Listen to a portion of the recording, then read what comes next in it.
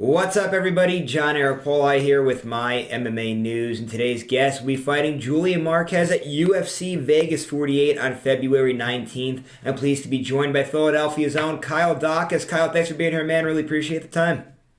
Yeah, thanks for having me. Hey, no problem at all. And before we start getting into the specifics of this fight and everything, I do want to back up to 2021. We were just talking a little bit before we came on air here. You had probably like one of the craziest endings to a fight ever with your fight with Kevin Holland. We're pretty sure, we don't have the exact fact here, but pretty sure it's the first time that a UFC replay has ever come into play here and that it's overturned an outcome here. So just talk about that fight and just how crazy it was. Obviously, you were celebrating what you thought was a victory. Replay overturned and then no contest due to an accidental headbutt. Complete chaos there. Yeah, it was a bit wild. When I was in there, it really seemed fine. Everything the way that the ref kind of let the fight play on for another 2 minutes or so, because he specifically said that he let it play on because he recovered so quickly.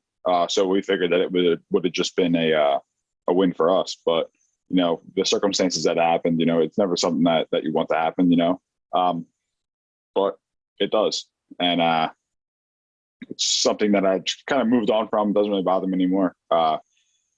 Everybody talks about it, so I'm used to talking about it now. But before I would get like bothered by it, but now it's just another thing that happened, and it happened last year, and I'm just moving on from it.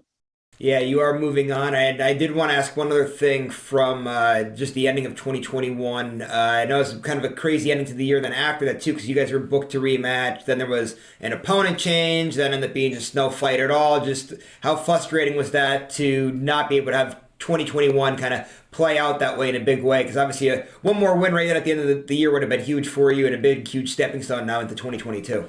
Yeah, of course. Anytime you can win, it's always great. But to end the year off with a win would have been even better. Unfortunately, the COVID protocols and everything like that, we had some issues with fighters and stuff.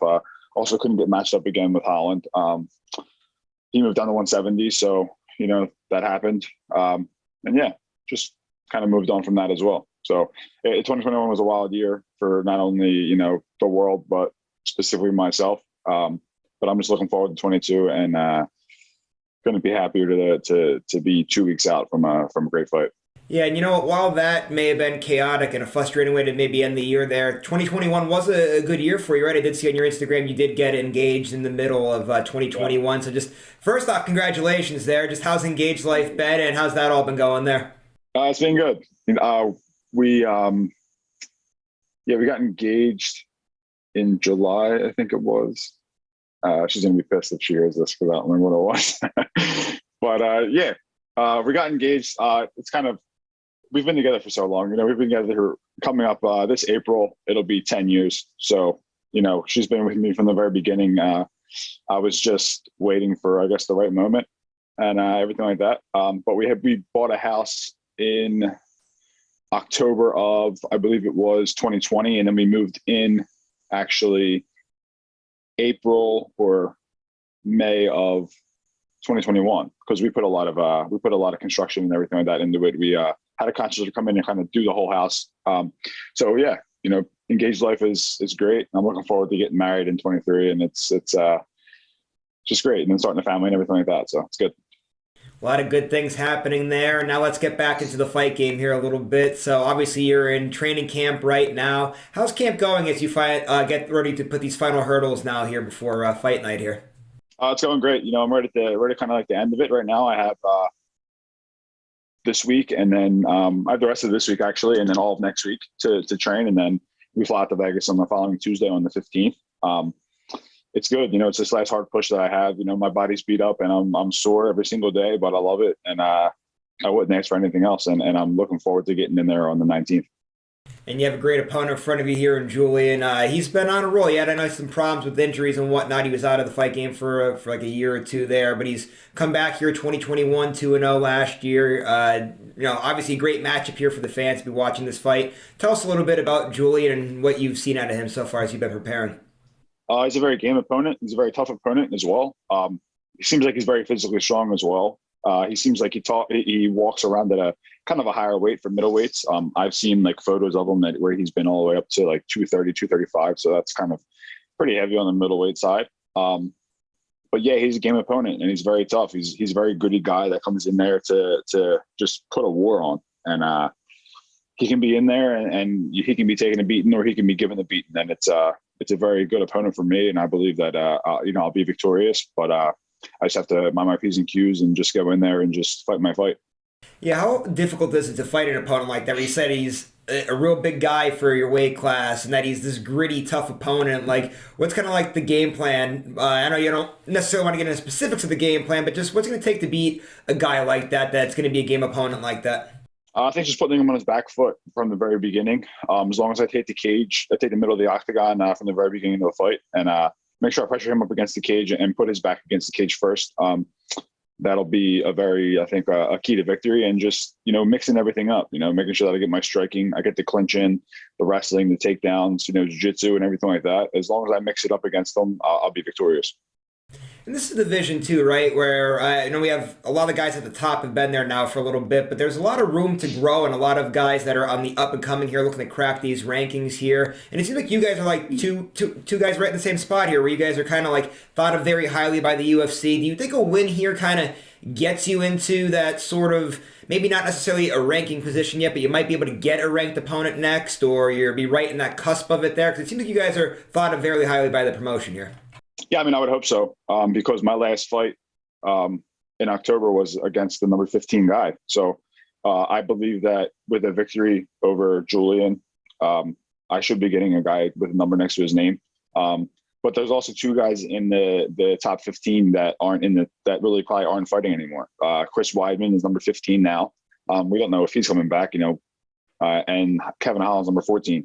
So there's space for two other guys to fit in there. I believe that they should switch those guys out. And I think one of us, whoever gets the victory, will kind of slide right in there. So I look forward to it, and I look forward to beating them on the 19th, and then hopefully getting a number next to the guy's name that I fight next.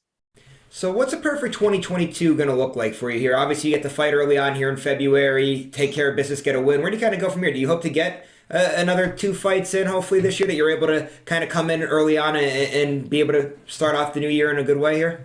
Yeah, I think if all goes well and I'm healthy and everything like that, I can get probably three fights, maybe four, pushing four.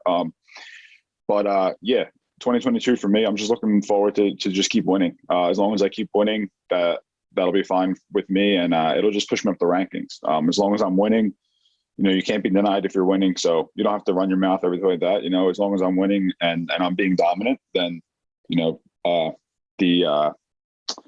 prizes will come, I guess. So I've talked to fighters in the past here where they've talked about they've wanted to be very active and stay very busy, and then they said that they end up overdoing it, over pushing themselves, find themselves getting injured. When you have this goal and this mindset that you want to be in there so many times this year like you do, how do you kind of keep your body fresh and ready and be able to withstand everything that goes into performing, not only performing, but going through a fight camp that many times in a year? I think it's just, I don't know if it's not mentally getting through everything. It's just like being accountable on making sure you're responsible with your body.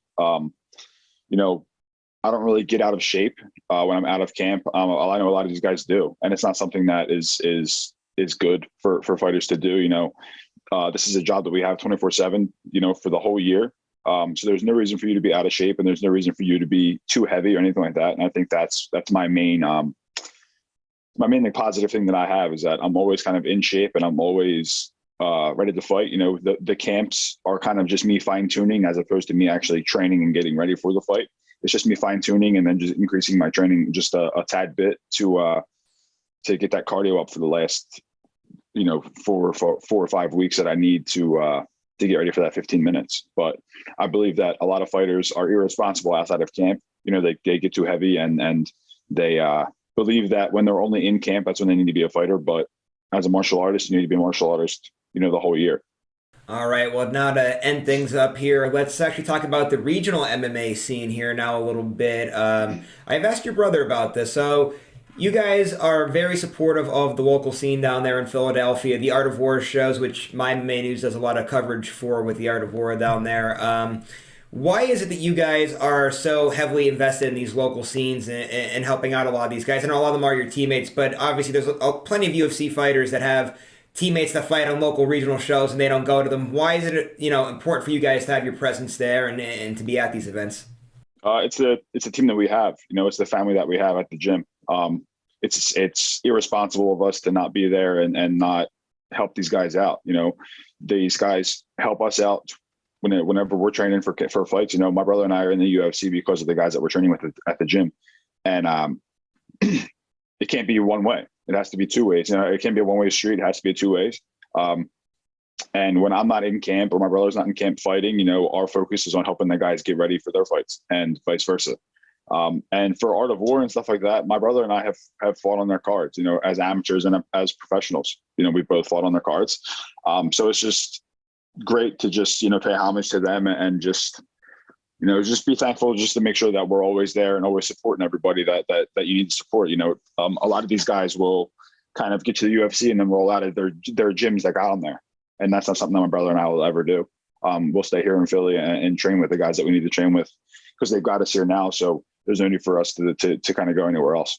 And who are some of the guys in your gym that we should keep an eye out for that are off to some big things here in the MMA world? I know you said that you have some teammates that are going to be fighting here on a local Art of War card coming up here in April. So who are some guys to keep an eye out for? Matt Turnbull is one of them. He's a 35er now that we have. The kid has just been really fantastic in the gym. The kid's the hardest worker that I've seen in the gym. And once he's on in the cage, I don't think anybody can beat him. He's that good, and he just needs to perform, in training that he does in the cage. Pat Brady is another one who he just turned professional. He's 1-0 now as a professional. He started out as an amateur. I think his last 2 fights I think he had with us as amateurs, and he moved over to pro. He wasn't really sure if he was going to, but we kind of talked him into it. So that's good. That's another guy that we have. Chris Ida is another fighter that we have. She's a very tough female fighter who fights for Combate. Zed Montanez is another guy that we have. He also fights for Combate. And these guys are these fighters that we have at the gym are just people that need to be on people's radars. They might not be on the high end of the radars right now, but I tell by the end of this year and next year, I believe the whole gym will be on everybody's radar. All right, man. A lot of great stuff here today. I appreciate the time. One last thing now before you roll out. Social media, management, sponsors, anyone you want to give a shout out to, floor is yours. Yeah, If You Will Hunt is one of my sponsors, a clothing sponsor. I have a shirt on right now. They actually have a Blue Collar Brawlers line for my brother and I that we have, so you can go over to there and grab a shirt. They also have a bunch of other stuff, a bunch of other clothing. They have MMA gear, they have gloves, shin guards, everything like that. Excuse me. And Performance Meal Prep is another one that I've been using now for cutting weight. They're a meal prep company in Philadelphia.